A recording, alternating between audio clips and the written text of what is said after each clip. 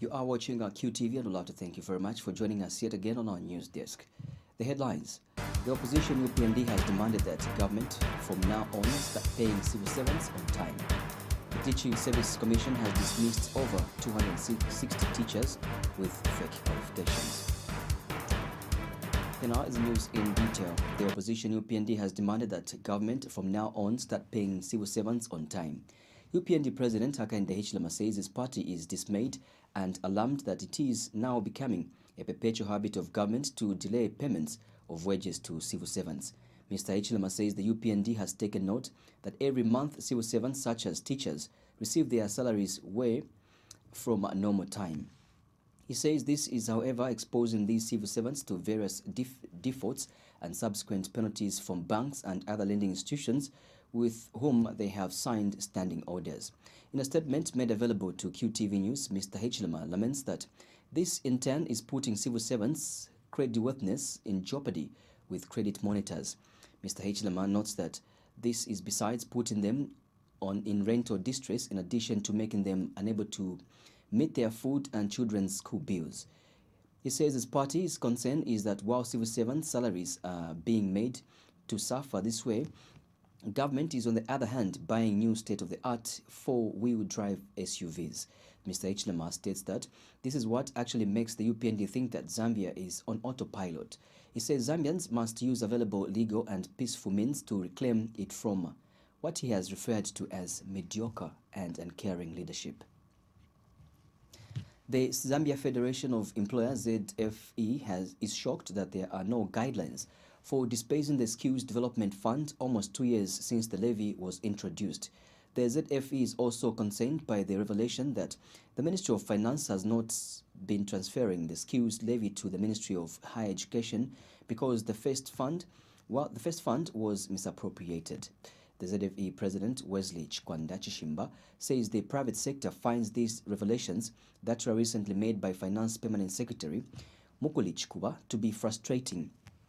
Speaking at a media briefing held in Lusaka, Dr. Chishimba charged that it is unacceptable for government to introduce a levy before developing a clear roadmap on how to use the fund. He states that it is now clear that the government did not mean well in introducing this levy, as it now seems that it only wanted to come up with another mechanism of taxing the private sector. Dr. Chishimba states that the ZFE does not think it is right for the government to enact a law for collecting levies and decide not to use it for the intended purpose. He says the Federation is therefore calling upon government to be transparent and accountable in the utilization of the Skills Development Fund. The public may also wish to know that sometime in June this year, the Zambia Federation of Employers and the Chamber of Mines as sector representatives at a meeting with the Minister of Higher Education, Minister of Finance, and the Zambia Revenue Authority to get an update on the Skills Development Levy funding to the Minister of Higher Education and subsequently to TVETA.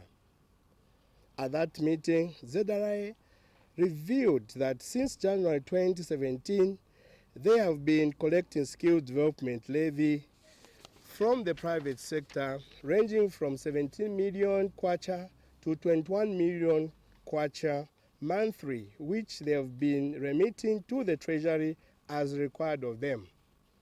The Ministry of Finance confirmed this position, shockingly, from the side of the Ministry of Higher Education. We were informed that since the Skills Development Levy was introduced in January 2017, only a sum of 108,348,752 million kwacha had been released by the Ministry of Finance.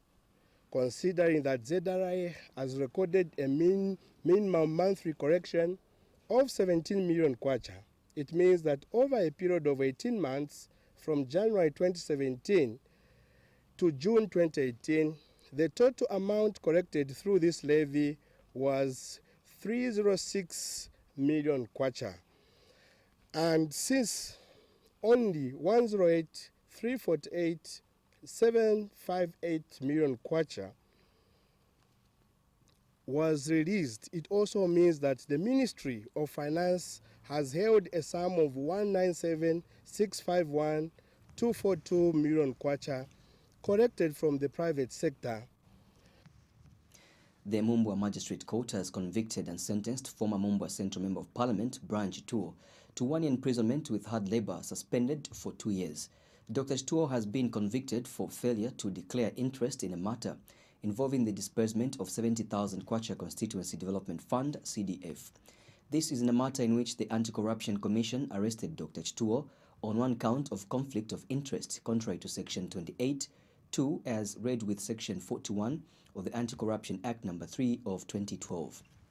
In this matter, it was alleged that on dates unknown but between 1st January 2012 and 31st December 2014 in Mumbwa District of Central Province, Dr. Tuo attended a council meeting and participated in the process and proceedings to fund Blue Sky FM Limited, a private company in which he was director and shareholder without declaring interest in writing. And in passing judgment, Mumbwa resident magistrate Sitole has convicted and sentenced Dr. Tuo to 1 year imprisonment with hard labor, suspended for 2 years. Magistrate Sitole has also ordered that Dr. Tuo pay back the 70,000 kwacha given to Blue Sky FM Limited, or the equipment bought for the radio station be forfeited to the state, failure to which he will serve a jail sentence of 1 month. This is contained in a statement made available to Q News by Anti-Corruption Commission, ACC Public Relations Commission Manager Timothy Mono. The Lusaka Water and Storage Company, Luasco, says it has lost over 100,000 kwacha to thefts of manhole covers of its systems in the last 2 days. Public Relations Manager Patson Piri has disclosed to Q News that the utility company recorded theft of over 40 manholes in Matero area in the last 2 days. Mr. Piri says it is believed that the stolen manhole covers are being sold to metal dealers in the city. He has disclosed that the utility company had to cut supply to the areas where the manhole covers were stolen, as some of the residents started throwing stones in their water supply systems. Mr. Piri states that the utility company is, however, in the process of procuring new manhole covers to replace the stolen ones. We have had thieves, going on a rampage in the Matero and Matero East areas. They have stolen our manhole covers. The manhole covers, about between 30 and 40 or so have gone missing in various locations. These manhole covers, are worth above 100,000 kwacha, because one manhole cover is about 6,000 kwacha. And so we have isolated the area since yesterday because we're trying to fix those places, and we can't fix until we have security measures into place. So we are engaging various stakeholders to see the way forward in terms of these manhole covers. We suspect they are stealing them and supplying them to scrap metal dealers. And so we have a meeting tomorrow in which we would like to start a sensitization program with the residents of Matero at Matero Community Hall. This meeting is scheduled to start at 9 hours. The idea is we want to engage them and sign a social contract with them so they can help us, from time to time to, track these thieves. The Teaching Service Commission has dismissed 263 teachers on account of having fake qualifications and unethical conduct as at the end of June 2018. Commissioner Stanley Muhango has told Q News in an interview in Lusaka that the dismissal of affected teachers is in line with the Teaching Service Commission Act, which empowers commissioners to restore professionalism and ethical conduct within the educational sector. Mr. Muhango has explained that the process of dismissing teachers from the service found wanting is ongoing, as the Zambian education sector will not tolerate quacks and undisciplined teachers. Meanwhile, Mr. Muhango says the Commission is disheartened with the conduct of the dismissed teachers, as inappropriate characteristics eroded confidence among learners, parents, employers, and the global community who continue to question academic credentials of Zambian pupils and students. He has indicated on ongoing sensitization of teachers' adherence to the Teaching Service Commission guidelines as a means to enhance professionalism and ethical conduct. So our appeal as Teaching Service Commission is the fact that teachers should adhere to the professional code of ethics because their role is that of actually building a nation. And anyone who's found abrogating the code of ethics, they'll have no place in the teaching service. As you are aware, the Teaching Service Commission is the largest employer in this country in terms of teachers. We employ over 110,000 teachers, meaning that we are the ones that are discharged with the responsibility to ensure that those teachers that we have employed are able to mold our children. But also is that this time around, in terms of the Service Commissions Act, even just as the Constitution states, the type of human resource management is value and principle based, meaning that we would want to, as much as possible, to ensure that our teachers adhere to the values and principles as provided for in the Constitution and in the Service Commissions Act. Okay, so how many teachers have been dismissed? And as at I think June of this year, we had dismissed about 263 teachers, and the bigger portion of that were those that were involved who had fake qualifications. But we have also dismissed, I think, about 10 or so teachers who are involved in unethical conduct with school-going children. And the process is ongoing. And this actually disheartens us as a commission, because it erodes the confidence that the community has in the teachers. So The Zambia Congress of Trade Unions, ZCTU, has advised government to start regulating the inflow of foreign nationals in Zambia. The ZCTU particularly wants government to regulate inflow of Chinese nationals to avoid overpopulation through labor migration. ZCTU Deputy Secretary General Elaston Njovu says the regulation of foreign nationals will help arrest the situation of labor migrating into the country. Speaking during the official opening of a two-day ZCTU ITUC workshop in organizing labor migrants into unions, Mr. Njovu stated that if properly managed, the labor migration does not have more advantages. He says it is for this reason that the ZCTU has joined other trade unions in Africa to share awareness on the need for unions to take up labor migrations as part of their work at all levels. Lebanese, Chinese, the Greeks and whoever is investing in this country, and they have a footprint in this country, and they are employing their own people, will ensure that those foreigners enjoy the same rights that our fellow Zambian workers are enjoying. If we were in church, we'd say, somebody say hallelujah, amen. Yeah, because you see, the fact that this person is a foreigner and they are being mistreated, does that make you happy? No.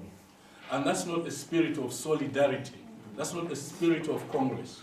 So if we see foreigners working in this country being mistreated, we will not smile, we will not laugh, we will not be amused. And we'll make sure that we engage our line ministry, the Ministry of Labor, to assist us to deal with these cases. And where possible, we will make sure that such employers are prosecuted. ZCTU, being a member of the ITUC, is also a member of the African Labor Migration Network. And this network was formed in 2015 specifically to coordinate the migration campaign in Africa. But let me mention that it is sad to note that trade unions the world over are reluctant to organize migrants into trade unions, despite the fact that the labor movement is led by migrants at regional and global levels. Lebanese. A latest release of the Health Professions Council of Zambia Compliance Monitoring Program has revealed that out of 51 health training institutions inspected, only 6 were compliant to lay down standards. The Council's inspection, which was conducted across the country on the 30th of June this year, revealed that 31 institutions were only partially compliant, while 14 were non-compliant. Council Registrar Aaron Mujajati says common violations associated with the institutions his council inspected include non-registration certificate from the Higher Education Authority for universities. Dr. Mujajati also said no certificate from statutory institutions such as the Zambia Revenue Authority among other common violations. And Dr. Mjajati has warned that the council will not compromise on standards, hence the need for all health training institutions to improve the quality of trainings they are providing. Dr. Mjajati said this today during the stakeholders sensitization meeting in Lusaka. We do not approve universities and colleges, meaning that a university or a college or an institution of higher learning to be birthed into existence, it is the higher education authority that gives them birth. When they are born and they want to offer health-related training programs, you must come to us for approval. That is why you find that HPCZ cannot close a university. We have no authority to close a university. That's not our mandate. But we have the power to withdraw our programs. We also have the power not to register anybody you have trained illegally. Please make that distinction. And then you find that HPCZ, some institutions, we find that they are not registered with ZRIM. HPCZ has a problem with that. When we come to you, want to make sure that you are a recognized legal entity. You must have been registered with PACRA. You must have been registered with ZRA. So you find that some institutions are existing, they're not paying tax. We do not. Meanwhile, Council Chairperson Sekelani Banda has called for policy dialogue with training institutions so that the Council and the health training institutions can achieve a common goal. Professor Banda said in his welcome remarks that the Council is therefore keen to strengthen cooperation with health institutions. It is finding a balance between private good and public good that should inform the regulation. So when the Health Professions Council of Zambia comes to your institution, be it public or private, it is clear that they should not take your label as private or public as the main motivation of the interaction between the regulator and the health and the provider, the supplier of health professionals. So we have seen that indeed times are changing. The village no longer needs or is no longer at risk from hyenas. We have seen that there is the element of public good and private good, and the public expects the regulator to ensure that all players are providing quality that is effective. So what kind of challenges do we meet as the regulator of the 21st century? Let's take curricula, for example. The days are long gone when there was one curriculum for MBCHB for the whole world. Where whether you are trained in Australia, in Jamaica, in China, whatever, you literally went through an identical program. First do anatomy, then do physiology, then go to the clinic, and you are examined by a long case and a short case. It is fine. And speaking at the same event, Health Professions Council of Zambia Councillor Frank Lungu also warned health institutions against offering some training without the approval from the council. Because for them, it is 9,000 penalty units, which is about 270,000 per offense committed. And on top of that, it says those who allow that illegality to continue shall be held liable also, and upon conviction, to a sentence of not less than 10 years and not more than 20 years. So we are amending our act, and we are just copying exactly what is provided for anti-health facilities. That is what we want to also bring to training institutions. Because we want the foundation, you are the foundation. We want the foundation to be strong. So that if we find you providing an illegal training, we take you to court and fight hard so that you are in for 10 years, at least for 10 years. Because for Former Patriotic Front District Chairman Goodson Banda has announced his intention to contest as Lusaka District Chairman in the forthcoming intra-party elections. Mr. Banda says he has received a lot of support from party members who want him to contest as district chairman. Speaking to journalists in Lusaka, Mr. Banda has pledged to unite the party at all levels in the district in readiness for 2021 general elections. Mr. Banda has also promised to bring visionary leadership skills into the party to make it more attractive to all and the district at large. He states that it is prudent for the party to be united and resolute in order to become the better choice for all members and attractive to others to be able to retain power in 2021. By coordinating well, we can help our youths, we can help our women, we can help our members, the grassroots, and this will have an impact because one, we are going to have the membership will increase. The popularity of the party as well will increase. That is the goal, that is the objective, that is what we want to have. We want to increase the numbers. You can see even the numbers from what this by-election we had. Yes, we won, but those numbers are not pleasant. Those numbers should tell us something, that something is not being done right. So it is us who are supposed to mobilize the grassroots to increase that number.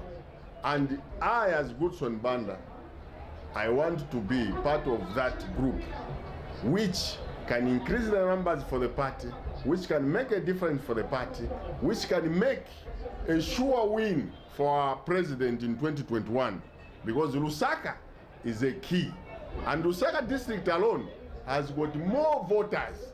And once we have more officials or more votes in Lusaka, our victory is very much certain. And we know that 2021 for sure, His Excellency is going to win because he has worked very hard, and you have seen for yourself what is happening. Every by-election, we are winning. 8 political parties have signed contracts with the Center for Young Leaders in Africa, CYCLA, and the Program for Young Politicians in Africa, PIPA, to enhance youth participation in politics. The contract signed, the political parties will give 5 seats in each province to young people. The parties that signed the contract are Patriotic Front, United Party for National Development, Movement for Multi-Party Democracy, Alliance for Democracy and Development, United National Independence Party, among other political parties.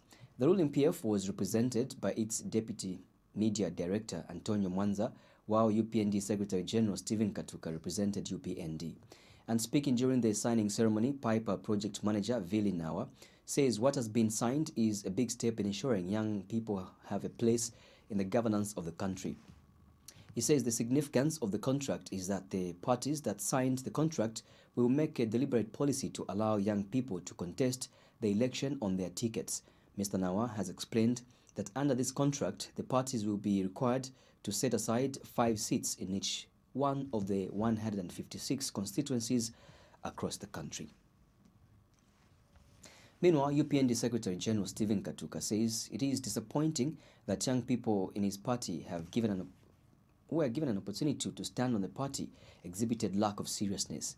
Mr. Katuka says most young people centered everything about themselves at the expense of the people that voted for them and the party that adopted them. And the PF Deputy Media Director Antonio Mwanza has advised young people to fight for themselves and not rely on chances to ascend to political office.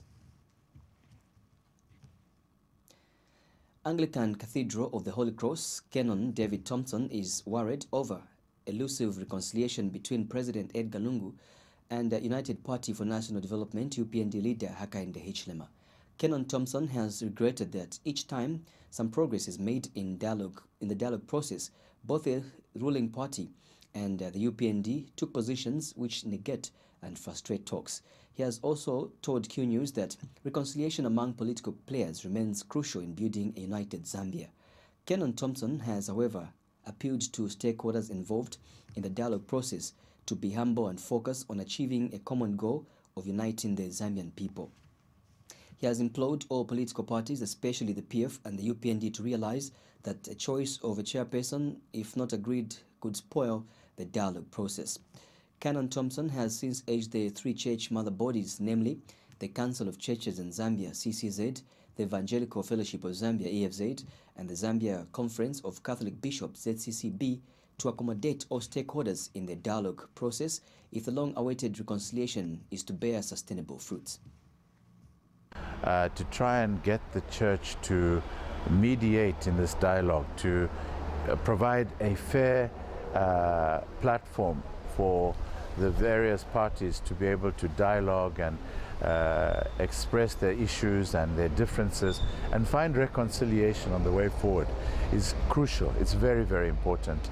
Unfortunately, whenever there's need for reconciliation, it implies there's conflict.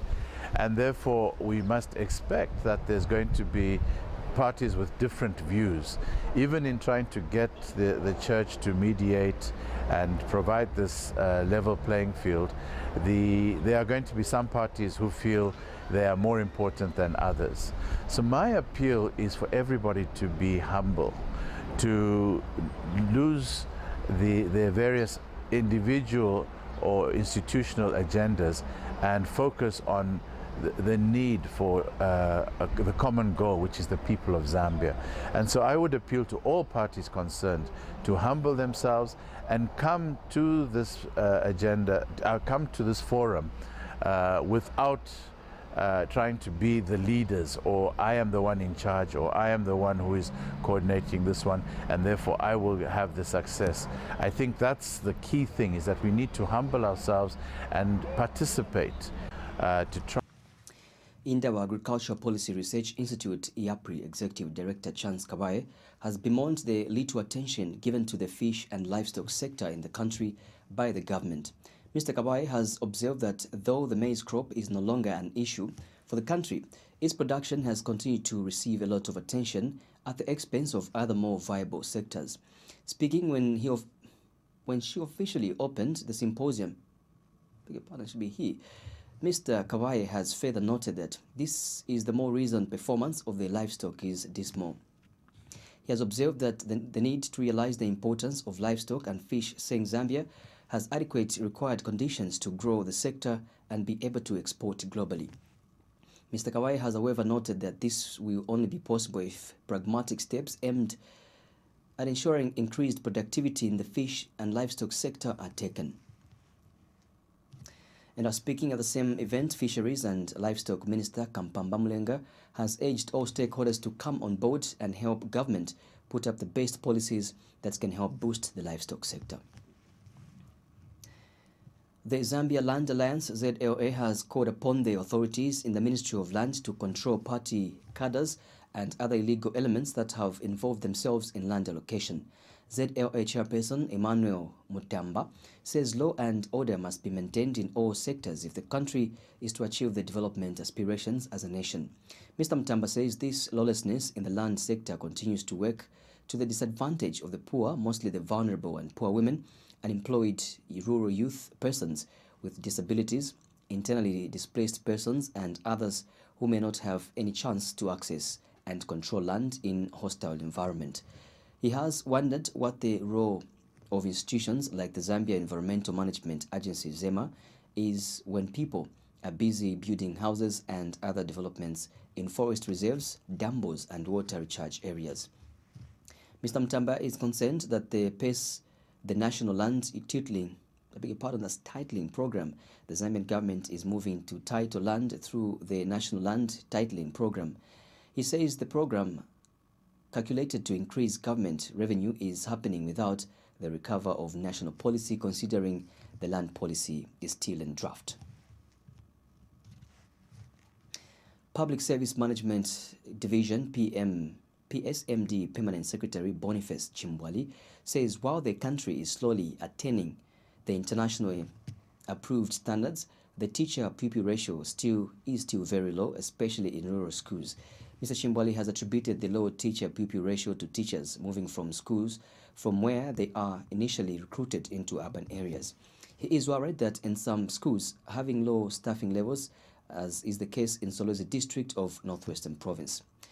The Public Service Management Division, PSMD, recently undertook a fact-finding mission to the Northwestern Province with the problem of low staffing levels attributed to local transfer arrangement without formalizing such decisions with the Teaching Service Commission. Mr. Chimbwali says low staffing levels are negatively affecting provision of quality education to learners in Zambia. He has restated government to resolve to narrow the widening teacher-pupil ratio. And Mr. Chimbwali has since instructed Human Resources departments in Zambia to submit monthly staff returns in order to account for the number of civil servants in all the 10 provinces, that is Central, Copperbelt, Eastern, Luapula, Lusaka, Muchinga, Northern, Northwestern, Southern and Western provinces. Every case will be looked at, and depending on the merit, it will be ratified. If there is no merit, you stay where you are. This is the only way we can ensure that there is the effective service delivery in the civil service. The payroll versus the establishment registers must balance, and they can only balance if we continue to comply with the rules and procedures. In this context, when you ask me, are they ghost workers? I'm sure you can see now the explanation. The explanation is very clear. The physical human beings are within the civil service, except they have been moved outside the rules and the regulations. We want to correct this so that people must be accounted for. And we have given instructions to all HR practitioners to ensure they submit regular staff returns. Some of us, when we were working as personnel officers in the areas of personnel management, we accounted for each and every member of staff on a physical manning board. Now we have even got computers. What makes us fail to account for ourselves? As we end the news, let's take a look at the headlines once again. The opposition UPND has demanded that the government from now on start paying the civil servants on time. The Teaching Service Commission has dismissed over 260 teachers with fake qualifications. That note brings us to the end of the news. Bye-bye. God bless. Continue watching QTV.